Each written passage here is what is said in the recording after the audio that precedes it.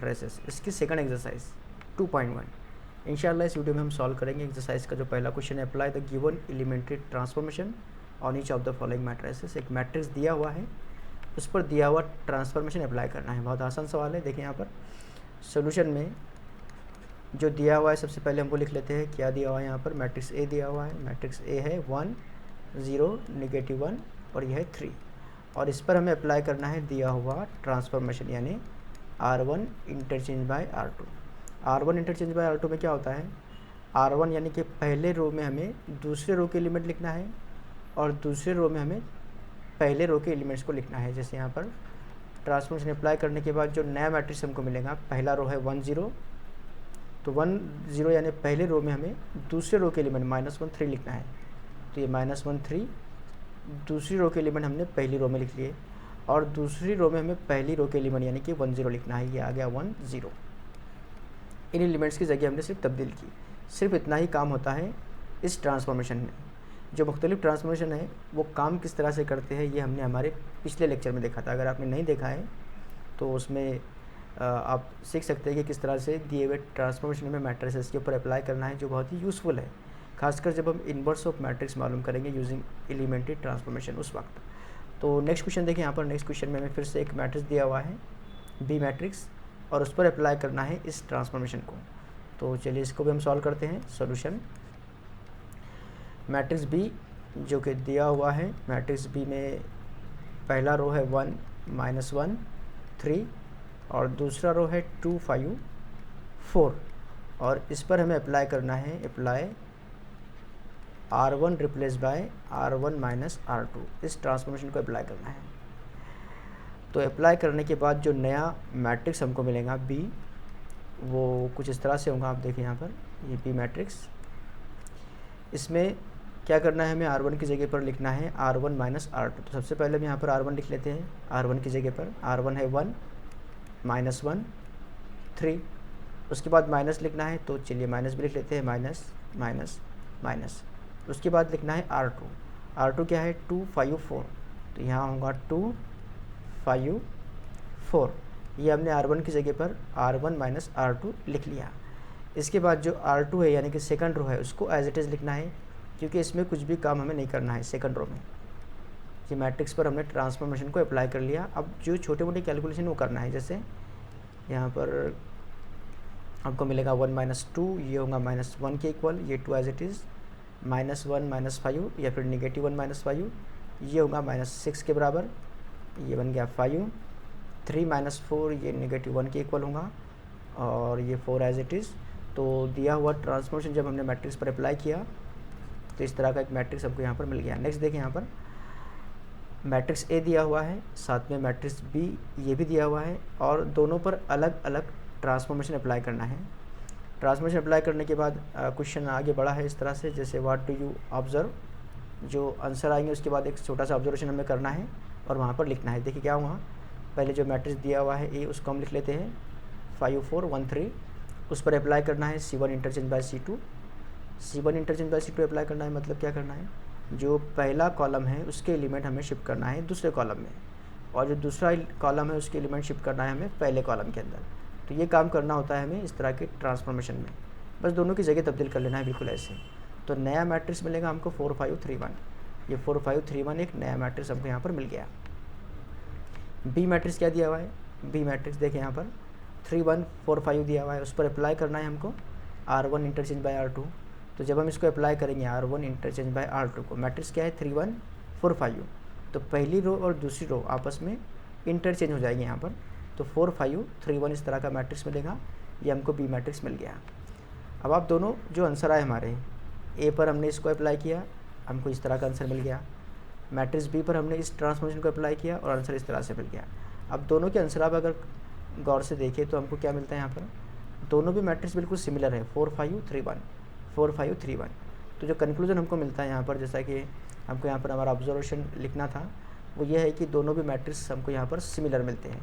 Next जो question है, इसमें मैट्रिक्स ए दिया हुआ है, उस पर हमको इस ट्रांसफॉर्मेशन को अप्लाई करना है। मैट्रिक्स बी दिया हुआ है, उस पर -3 R1 को अप्लाई करना है। Find the addition of 2 new matrices. Transformation apply करने के बाद जो नया मैट्रिक्स हमको मिलेगा, 2 नए मैट्रिक्स मिलेंगे, उन दोनों की एडिशन करना है। इस तरह से ये सवाल है। तो सॉल्यूशन में पहले हम मैट्रिक्स ए लिखते हैं, उस पर अप्लाई करते हैं 2c2। 2c2 मतलब सेकंड कॉलम पर हमें इस सेकंड कॉलम पर इस ट्रांसफॉर्मेशन को अप्लाई करना है। तो सेकंड कॉलम को 2 से मल्टीप्लाई करना है।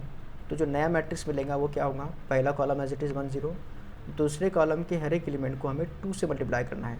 तो 2 इंटू 2 यहाँ पर होगा, इधर होगा 2 इंटू 1, इधर 2 इंटू 1, ये तीसरा column as it is -1 3। Solve कर लेते हैं इसको।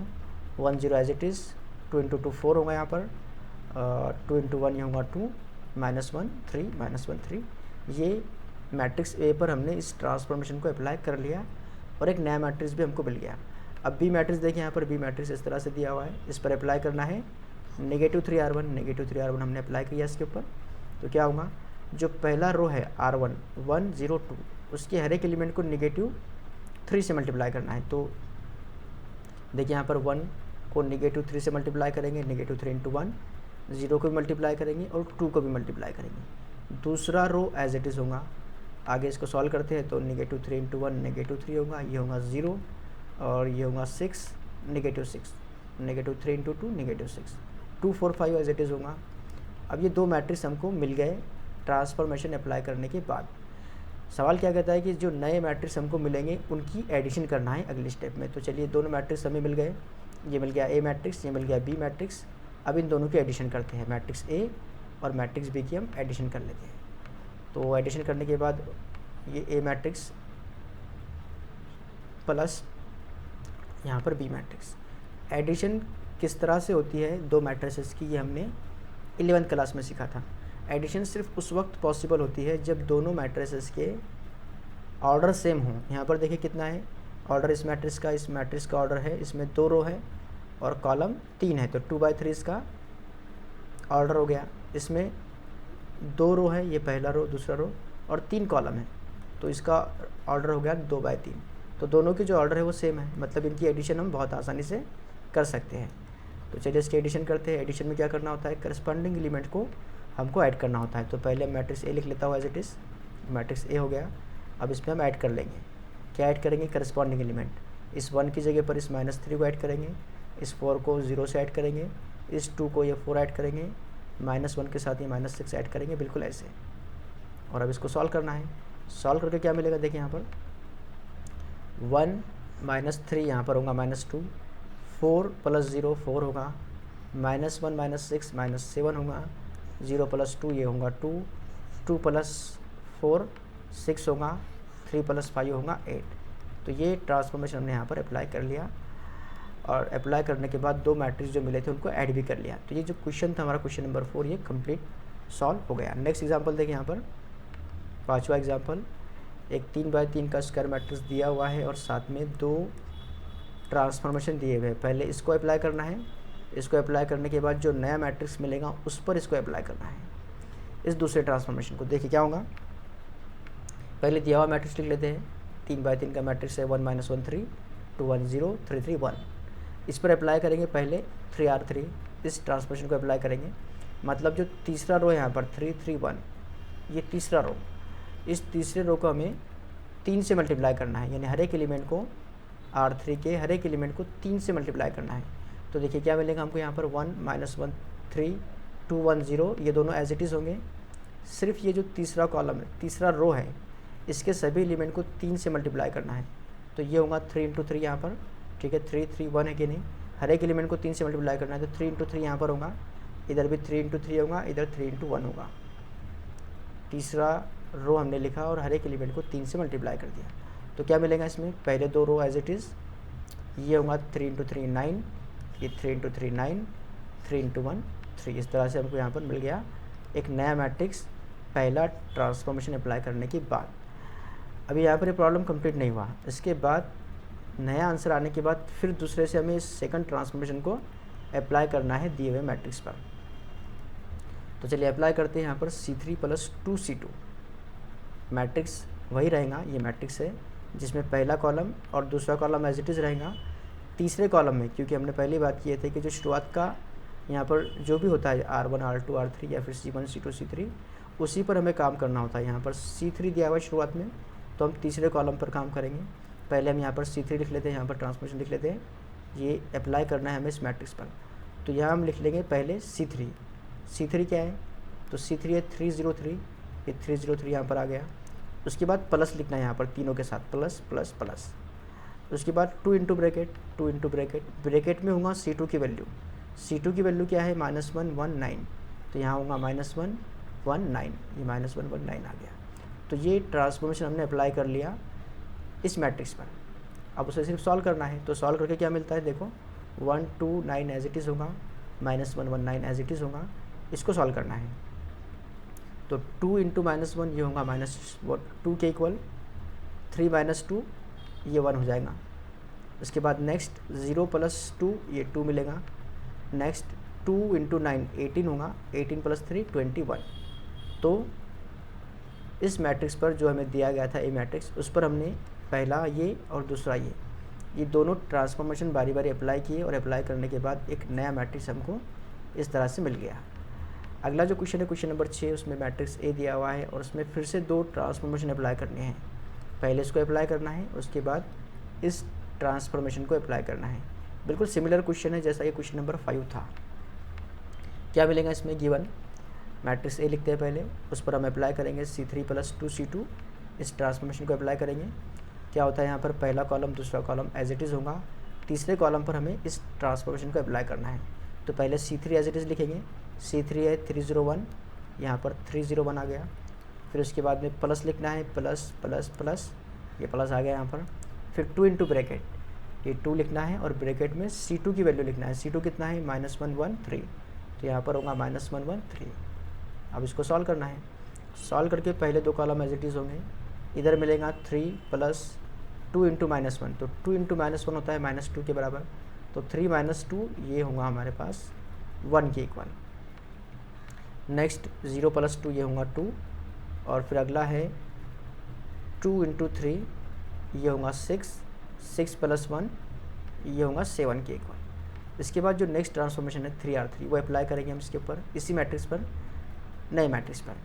ठीक है, क्योंकि जो सवाल था हमारा उसमें पहला ट्रांसफॉर्मेशन अप्लाई करना था। ट्रांसफॉर्मेशन अप्लाई करने के बाद जो नया मैट्रिक्स मिलेगा उस पर इस सेकंड ट्रांसफॉर्मेशन को अप्लाई करना है। तो ये हमको मिल गया पहला ट्रांसफॉर्मेशन अप्लाई करने के बाद। अब ये दूसरा जो ट्रांसफॉर्मेशन है 3R3 वो अप्लाई करना है यहाँ पर। तो R3 मतलब ये तीसरा कॉलम, तीसरा रो, इस पर अप्लाई करना है हमें 3R3 को। ठीक है, इस पर 337 पर। तो क्या करना है इसमें, पहले 2 रो तो एज इट इज़ होंगे, और जो तीसरा रो है उसके हर एक एलिमेंट को 3 से मल्टीप्लाई करना है। तो यहाँ पर हमको 3 इंटू 3, 3 इंटू 3 और 3 इंटू 7 मिलेगा, तीनों को 3 से मल्टीप्लाई कर देंगे। उसके बाद सॉल्व करें इसको, पहले 2 रो एज इट इज़ होंगे, 3 इंटू 3 9 होगा, ये भी 9 होगा, और 3 इंटू 7 होगा 21। तो ये दोनों ट्रांसफॉर्मेशन हमने अप्लाई कर लिए। अब जो नेक्स्ट क्वेश्चन है, मतलब क्वेश्चन नंबर 6 में आगे ऐसा पूछा हुआ है कि what do you conclude from example 5 and example 6।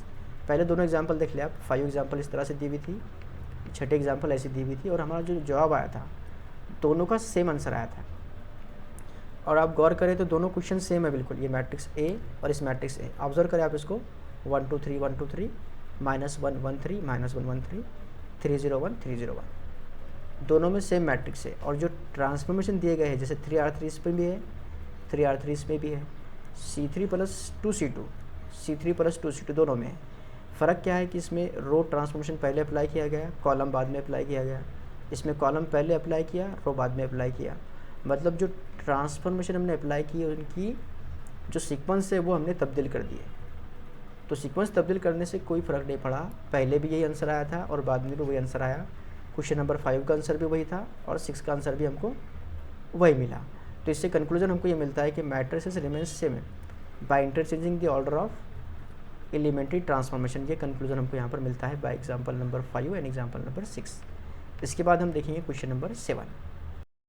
Use suitable transformation on this matrix 1 2 3 4 to convert it into an upper triangular matrix. इस सवाल में ट्रांसफॉर्मेशन आपको दिए हुए नहीं हैं, ट्रांसफॉर्मेशन खुद से तैयार करने हैं, और ऐसे ट्रांसफॉर्मेशन तैयार करने हैं कि ये जो दिया हुआ मैट्रिक्स है वो कन्वर्ट हो जाए अपर ट्रायंगुलर मैट्रिक्स में। अपर ट्रायंगुलर मैट्रिक्स क्या होता है, देखिए यहाँ पर ये स्क्वायर मैट्रिक्स है, इसमें स्क्वायर मैट्रिक्स में ये जो एलिमेंट होते हैं ये कहलाता है डायगोनल। डायगोनल की डाउन साइड में अगर आपको ज़ीरो मिलते हैं, मतलब जितने भी एलिमेंट है डायगोनल के नीचे वो सबके सब अगर ज़ीरो है, और डायगोनल के ऊपर के जितने भी एलिमेंट है अगर वो सबके सब नॉन ज़ीरो है डायगोनल मिलाकर, तो वो मैट्रिक्स कहलाता है अपर ट्रायंगुलर मैट्रिक्स। इसके अपोजिट अगर इस तरह का मैट्रिक्स है, जैसे यहाँ पर ये डायगोनल एलिमेंट है, यहाँ पर डायगोनल के ऊपर के सभी एलिमेंट ज़ीरो हो और डायगोनल के नीचे वाले सभी एलिमेंट नॉन ज़ीरो हो, तो ऐसा मैट्रिक्स कहलाता है लोअर ट्रायंगुलर मैट्रिक्स। हमें अपर ट्रायंगुलर मैट्रिक्स में इस मैट्रिक्स को कन्वर्ट करना है। मतलब डायगोनल एलिमेंट कौन कौन से है, तो ये 4 और 1 डायगोनल एलिमेंट है, इसमें डाउन साइड में ये 3 है, तो इस 3 को हमें ज़ीरो में कन्वर्ट करना है। अगर ये 3 ज़ीरो में कन्वर्ट हो जाता है, मतलब दिया हुआ मैट्रिक्स कन्वर्ट हो जाएगा अपर ट्रायंगुलर मैट्रिक्स में। बस इतना ही काम होगा इसके अंदर। तो चलिए शुरू करते हैं। पहले मैट्रिक्स ए हमने लिखा 1 2 3 4। अब इसमें क्या करना है हमको, अपर ट्रायंगुलर कन्वर्ट करने के लिए हमें इस 3 को ज़ीरो में कन्वर्ट करना है। 3 को ज़ीरो में कन्वर्ट करने के लिए हमें ट्रांसफॉर्मेशन खुद से तैयार करना होगा। तो एक बात याद रखें, जब हम कहीं पर भी किसी भी नंबर को या किसी भी रो के किसी एलिमेंट को जब हम ज़ीरो में कन्वर्ट करते हैं तो काम कैसे करते हैं। जैसे फर्स्ट करो, एक मैं एग्जांपल लेता हूँ यहाँ पर 2 3 1 1 2 3, एक आसान मिसाल लेता हूँ। और इन दोनों को अगर मुझे ज़ीरो करना है तो जाहिर है कि ये R1 है, ये R2 है और ये R3 है। मुझे इस R2 को और R3 को ज़ीरो में कन्वर्ट करना है, इन दोनों को। तो कैसे करेंगे, जैसे मुझे R2 को ज़ीरो करना है तो R2 की वैल्यू कितनी है, 2 है, ये R2 की वैल्यू 2 लिख दे, दरमियान में माइनस लिख दिया यहाँ पर। ठीक है, R2 की वैल्यू 2 थी, दरमियान में माइनस लिख दिया हमने। और अब यहाँ पर जिस रो के अंदर 1 है या फिर जिस रो का हम इस्तेमाल नहीं कर रहे हैं, जिसको हम ज़ीरो में कन्वर्ट नहीं कर रहे हैं, उस रो के बारे में बात करते हैं। जैसे यहाँ पर ये R1 है, इसकी वैल्यू 1 है, तो R1 को हम यहाँ पर मल्टीप्लाई कर देते हैं नंबर से, जो R2 की वैल्यू थी उससे। इससे अगर आपकी समझ में नहीं आया तो हम दूसरी मिसाल देखते हैं। जैसे इस R3 को भी ज़ीरो में कन्वर्ट करना है, तो R3 की वैल्यू कितनी है यहाँ पर, इत्तेफाक से सपोज़ यहाँ पर 3 की बजाय मैं दूसरा नंबर लेता हूँ। जैसे यहाँ पर R3 की जो वैल्यू है वो 7 है सपोज़, और इसे मुझे ज़ीरो में कन्वर्ट करना है। तो R3 कितना है, R3 है 7, तो यहाँ पर ट्रांसफॉर्मेशन बनेगा R3 - 7, और 7 को मल्टीप्लाई करना होगा मुझे इस R1 से, क्योंकि R1 की वैल्यू 1 है। अगर R1 की वैल्यू 1 के अलावा सपोज़ 4 होती तो मुझे यहाँ पर R1/4 से इसे मल्टीप्लाई करना होता है इस 7 को। तो इस तरह से ट्रांसफॉर्मेशन हमें तैयार करने होते हैं। फ़िलहाल हमें इस 3 को ज़ीरो में कन्वर्ट करना है, 1 3 दिया हुआ है, 3 को ज़ीरो में कन्वर्ट करना है, तो R1 की वैल्यू 1 है, R2 की वैल्यू 3 है। तो ट्रांसफॉर्मेशन क्या बनेगा यहाँ पर, 3 को ज़ीरो करने के लिए R2 की वैल्यू 3 है, R2 - 3, और 3 के मल्टीप्लिकेशन में मैं लिखूँगा R1। तो ये जो ट्रांसफॉर्मेशन हम लिखेंगे यहाँ पर R2 - 3 R1, इस तरह का हमको मिलता है, जो हमें इस पर अप्लाई करना है। इसको अप्लाई करके जो 3 है वो ऑटोमेटिक ज़ीरो बन जाएगा। देखिए कैसे बनेगा, इस ट्रांसफॉर्मेशन को हम अप्लाई करते हैं इस मैट्रिक्स पर, तो नया जो मैट्रिक्स मिलेगा उसमें पहला जो रो है तो एज इट इज़ रहेगा, उसमें कुछ नहीं करना है। दूसरे रो में पहले R2 लिखेंगे, R2 है 3 4, ये 3 4 लिख दिया। उसके बाद माइनस लिखना है, माइनस इधर भी, माइनस इधर भी, फिर 3 into bracket R1, 3 into bracket R1, bracket में R1 लिखना है। R1 कितना है, 1 2, इधर 1 और इधर 2 हमको मिल जाएगा। अब इसे सॉल्व करना है बस। तो सॉल्व करके ये होगा 1 2 as it is, 3 into 3 into 1, यानी 3 माइनस 3, ये होगा 0। ठीक है, इधर 4 - 3 इंटू 2, 4 - 3 इंटू 2, 3 इंटू 2 होता है 6 के इक्वल, तो 4 - 6 ये होगा -2 के इक्वल। अब यहाँ पर आप देखें, ये जो एलिमेंट था ये ज़ीरो में कन्वर्ट हो गया, ये डायगोनल एलिमेंट है, डायगोनल के ऊपर का एलिमेंट नॉन ज़ीरो है, मतलब ये जो मैट्रिक्स था ये कम्प्लीटली कन्वर्ट हो गया अपर ट्रायंगुलर मैट्रिक्स में। और यहाँ पर ये एग्जांपल हमारा 7वां एग्जांपल कंप्लीट होता है। नेक्स्ट है convert matrix 1 - 1 2 3 into an identity matrix by suitable row transformation. फिर से ट्रांसफॉर्मेशन हमें नहीं दिए गए, ट्रांसफॉर्मेशन हमें खुद से तैयार करना है, और ट्रांसफॉर्मेशन तैयार करके जो दिया हुआ मैट्रिक्स है इसको आई मैट्रिक्स या आइडेंटिटी मैट्रिक्स या यूनिट मैट्रिक्स में कन्वर्ट करना है। आइडेंटिटी मैट्रिक्स होता क्या है, आपने 11th में पढ़ा था, ये होता है आइडेंटिटी मैट्रिक्स ऑफ ऑर्डर 2, 1 0 0 1, इस तरह के एलिमेंट उसमें होते हैं। 3x3 का कैसे होता है, 3x3 का होता है 1 0 0 0 1 0 0 0 1, ये भी आइडेंटिटी मैट्रिक्स है ऑफ ऑर्डर 3, और ये ऑफ ऑर्डर 2 आई मैट्रिक्स है। तो इसको सॉल्व करने के लिए एक बात याद रखिए कि इसको हमें कॉलम वाइज सॉल्व करना होता है। जो मैट्रिक्स दिया हुआ है हमें 1 2 -1 3 दिया हुआ है, इसका पहला कॉलम देखिए आप 1 2 है, तो यहाँ पर हमें पहले 1 चाहिए, यहाँ पर 1 पहले से है, अच्छी बात है। अगर नहीं होता तो उसे 1 में कन्वर्ट करते हैं हम। उसके बाद जो दूसरा काम होता है, इस एलिमेंट को 0 में कन्वर्ट करना है। तो यहाँ पर इस एलिमेंट को 0 में कन्वर्ट करना है, क्योंकि ये 0 नहीं है, 2 है। तो यहाँ पर एक ट्रांसफॉर्मेशन हमें तैयार करना होगा। ट्रांसफॉर्मेशन कैसे तैयार करना है, ये हमने हमारी 7वें एग्जाम्पल में देखा था। कैसे ट्रांसफॉर्मेशन तैयार करेंगे, यहाँ पर दिया हुआ है 1 2, ये R1 की वैल्यू 1 है, R2 की वैल्यू है 2, R2 की वैल्यू कितनी है, 2 है, R2 की वैल्यू 2 है, यहाँ पर माइनस आ गया, और R2 को मल्टीप्लाई करेंगे हम फिर R1 से, तो ये ट्रांसफॉर्मेशन हमको यहाँ पर मिल गया। ठीक है, इसको अप्लाई करते हैं अब दिए हुए मैट्रिक्स पर। तो अप्लाई करने के बाद क्या मिलेगा, देखिए यहाँ पर ये जो मैट्रिक्स है एज इट इज़ होगा, पहला रो एज इट इज़ 1 -1, दूसरा रो है जिसमें पहले R2 लिखना है। R2 क्या है, 1 2 में ये 2 R2 है। ठीक है, R2 की वैल्यू 2 है, यहाँ पर मैं 2 लिख देता हूँ, और फिर -2 इंटू ब्रैकेट R1 कितना है, यहाँ पर 1 है, यहाँ पर 1 आएगा। ये फिर से थोड़े और अच्छे से लिखते हैं हम, देखिए इस तरह से होगा, ये R2 की वैल्यू, ये 2 फार्मूले का, और ये R1 की वैल्यू। इसको सॉल्व करेंगे तो 2 - 2 हमको 0 मिलेगा, यहाँ पर हमने 0 लिख लिया। सेकंड कॉलम में क्या होगा, इसी ट्रांसफॉर्मेशन को अप्लाई करना है सेकंड कॉलम के अंदर भी। तो R2 की वैल्यू यहाँ पर कितनी है, R2 की वैल्यू है 3, R1 की वैल्यू है -1 इस सेकंड कॉलम में। तो 3 - 2 इंटू -1 इस तरह से मिलेगा, ये माइनस माइनस प्लस होगा, तो 3 + 2 ये होगा 5 के इक्वल, यहाँ पर हमको 5 मिल गया। तो ये ट्रांसफॉर्मेशन हमने अप्लाई किया जो कि हमें दिया गया था, और जो पहला कॉलम था हमको 1 0 मिल गया। अगला जो हमारा टारगेट होगा वो 0 1 का होगा। तो अब हम सेकंड कॉलम पर काम करेंगे, यानी कि इस पर। तो सेकंड कॉलम का ये जो एलिमेंट है 5, उसे हमें 1 में कन्वर्ट करना है, इस 5 को 1 में कन्वर्ट करना है। तो 5 1 में कन्वर्ट कैसे होगा, अगर मैं 5 को 5 से ही डिवाइड कर देता हूँ तो मुझे यहाँ पर 1 मिल जाएगा। तो यहाँ पर है -1 5, R1 की वैल्यू है -1, R2 की वैल्यू है 5। तो R2 को यानी 5 को अगर मैं 5 से डिवाइड करता हूँ तो ऐसा करने पर मुझे इस पोजीशन पे मिल जाएगा 1। तो चलिए अप्लाई करते हैं हम यहाँ पर R2 इंटू 1/5, या फिर R2/5 एक ही बात है। ऐसा लिखे या फिर ऐसा लिखे तो भी चलता है, इस तरह से दोनों का मतलब एक ही होता है। चलिए अप्लाई करते हैं यहाँ पर जो R2 है, यानी कि जो सेकंड रो है उसको मल्टीप्लाई करना है 1/5 से, या 5 से डिवाइड करना है इसको। पहला रो जैसा कि वैसा रहेगा, दूसरा रो उसको डिवाइड करेंगे 5 से, इसको भी 5 से डिवाइड करेंगे, इसको भी 5 से डिवाइड करेंगे। तो क्या मिलेगा यहाँ पर, ये 1 - 1 एज इट इज़ रहेगा, 0/5 0 होगा। ठीक है, 5/5 ये होगा 1 के इक्वल। तो अब ये 1 भी हमको मिल गया। अब अकेला है ये, इसको अब 0 में कन्वर्ट करना है हमको, मतलब किसको, ये एलिमेंट को 0 में कन्वर्ट करना है -1 को। चलिए कैसे करते हैं अब देखेंगे यहाँ पर। तो एक नया ट्रांसफॉर्मेशन हम यहाँ पर अप्लाई करेंगे। देखिए इस एलिमेंट को हमें 0 में कन्वर्ट करना है, तो ट्रांसफॉर्मेशन रहेगा R1 + R2। यानी आप यहाँ पर क्लियरली अंदाज़ा लगा सकते हैं, कोई लॉजिक यूज़ करने की ज़रूरत नहीं है। -1 में अगर मैं 1 ऐड करता हूँ तो 0 मिलेगा, -1 + 1 0 हो जाएगा।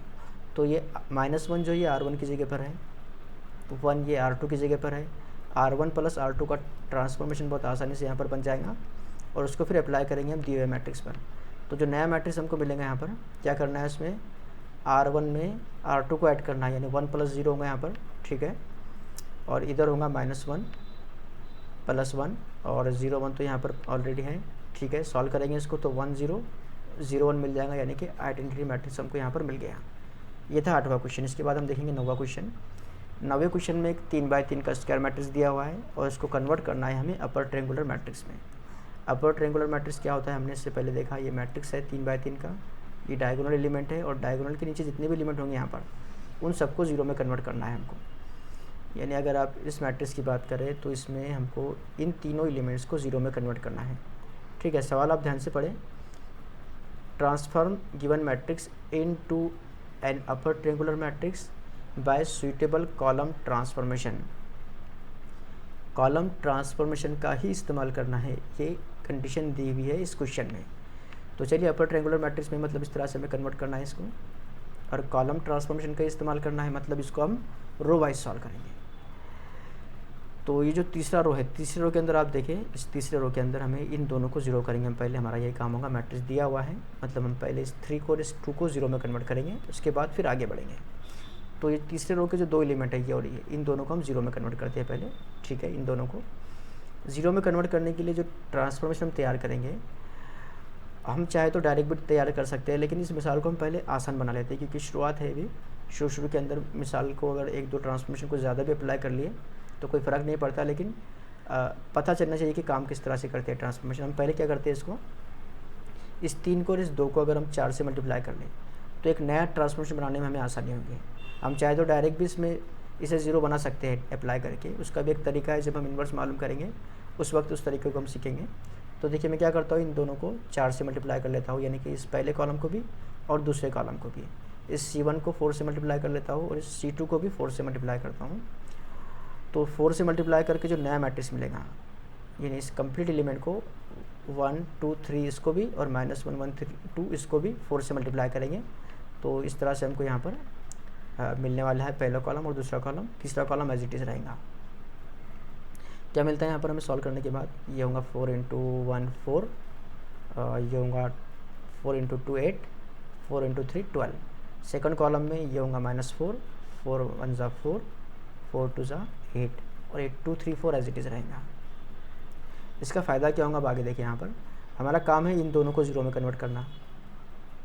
अभी यहाँ पर शुरुआत के अंदर 3 2 था, हमने उसे 12 और 8 में यानी और बड़ा कर दिया, लेकिन हमारा मकसद क्या है, हमारा मकसद है उन दोनों को ज़ीरो में कन्वर्ट करना। तो चलिए इसको ज़ीरो में कन्वर्ट करते हैं।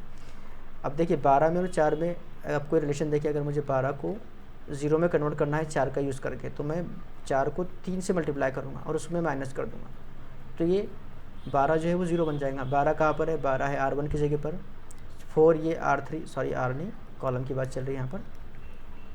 12 जो है वो C1 की जगह पर है, 4 ये हमारा C3 था, इसको मैं 3 से मल्टीप्लाई करता हूँ और C1 में से माइनस कर देता हूँ, तो क्या होगा, उससे जो 12 है वो ज़ीरो में कन्वर्ट हो जाएगा।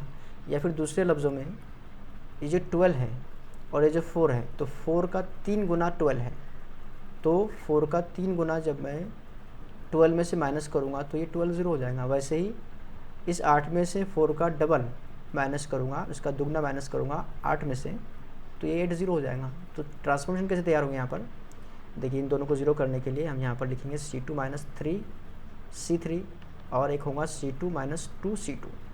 अगर ये आपकी समझ में नहीं आ रहा तो मैं आपको थोड़ा अलग तरीके से बताता हूँ। जैसे यहाँ पर ये 12 है, ये 8 है और ये है 4, बराबर।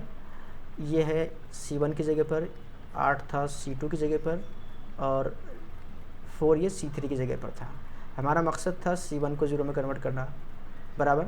तो C1 को जब हम ज़ीरो में कन्वर्ट करेंगे, C1 की वैल्यू कितनी है, C1 की वैल्यू है 12, मैंने यहाँ पर 12 लिख दिया, यहाँ पर आ गया माइनस। अब इस 12 को ऐसे कॉलम से मल्टीप्लाई करना है जिसको हमें ज़ीरो में कन्वर्ट नहीं करना है, मतलब 4 से, इस C3 से, ये C3 से मैंने इसको मल्टीप्लाई कर दिया। अब C3 की वैल्यू कितनी है, C3 की वैल्यू 4 है, तो ये 4 यहाँ पर अपान में आ गया, 4 4 × 12, C1 - 3 C3, ये ट्रांसफॉर्मेशन यहाँ पर बन गया। अच्छा, C2 के लिए क्या था, C2 की जो वैल्यू है वो है 8, C2 की वैल्यू 8 है, ये माइनस यहाँ पर आ गया। C2 को मैं मल्टीप्लाई करूँगा C3 से, ये C3 से मल्टीप्लाई कर दिया और C3 की वैल्यू है 4, ठीक है, 4 2 ज़ा 8, यहाँ पर हमको 2 मिलेगा, यानी ये बन जाएगा C2 - 2 C3। ये ट्रांसफॉर्मेशन यहाँ पर हमको मिल गया।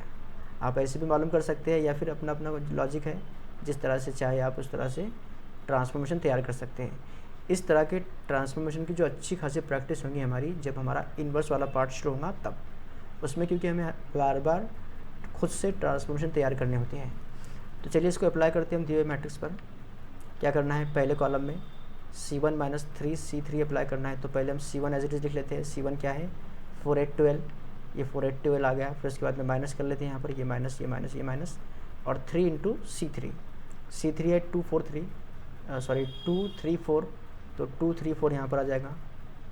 सेकंड कॉलम में, second column as it is -4 4 8 -4 4 8, फिर -2 × C3, 2 × C3 मतलब 2 × 2 3 4 2 3 4, और फिर लास्ट में तीसरा कॉलम 2 3 4, ये 2 3 4 तीसरा कॉलम आ गया। अब इसको सॉल्व करना है बस।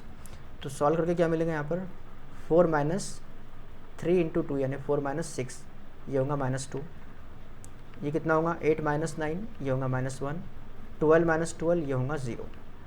इसको सॉल्व करें तो -4 ये होगा -8 के इक्वल, 4 - 6 ये होगा -2 के इक्वल, 8 - 8 ये होगा 0 के इक्वल, 2 3 4 एज इट इज़ होगा। तो ये दोनों 0 बन गए जैसा कि हमारा मकसद था। अब जो हमारा अगला काम होगा, इस एलिमेंट को 0 में कन्वर्ट करना होगा।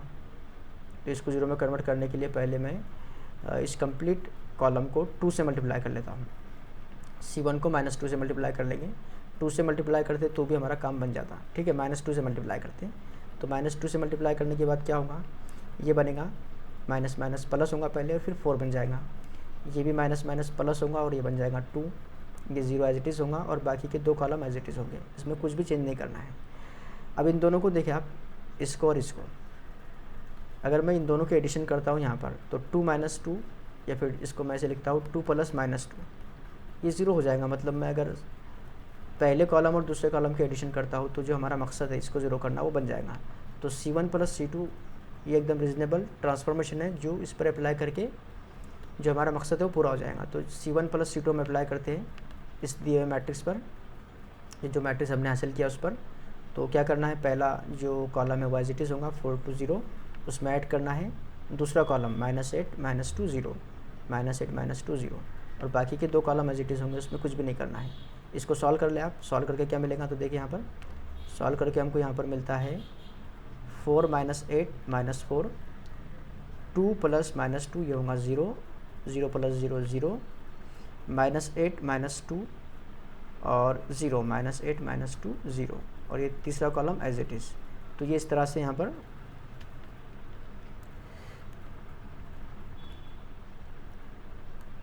हमको यहाँ पर आंसर मिलता है, ठीक है। तो जो क्वेश्चन हमारा था ट्रांसफॉर्म गिवन मैट्रिक्स इनटू अपर ट्रायंगुलर मैट्रिक्स, उसको हमने अपर ट्रायंगुलर मैट्रिक्स में कन्वर्ट कर लिया। आप यहाँ पर देख सकते हैं ये है डायगोनल एलिमेंट -4 - 2 4, और उसके डाउन साइड में जितने भी एलिमेंट है वो हमको यहाँ पर 0 मिल गए, मतलब दिया हुआ मैट्रिक्स कन्वर्ट हो गया अपर ट्रायंगुलर मैट्रिक्स में। तो यहीं पर हमारा जो एक्सरसाइज था, एक्सरसाइज 2.1 यानी मैट्रिक्स चैप्टर का पहला एक्सरसाइज वो कम्प्लीटली सॉल्व होता है।